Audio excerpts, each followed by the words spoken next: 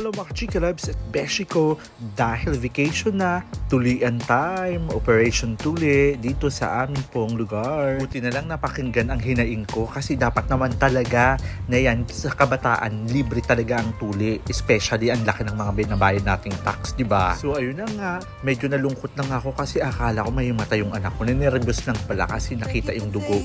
Buti na lang, pagkatapos na siyang tulian, saka siya muntikang himatayin. Pero yung iba hindi pa nag-start na himatay na. Sa awa ng Diyos, lahat naman sila natulian. Yung iba hindi pa kasi tagpos, kaya pinabalik na lang. For sure, by next year na sila. But you stayed right here.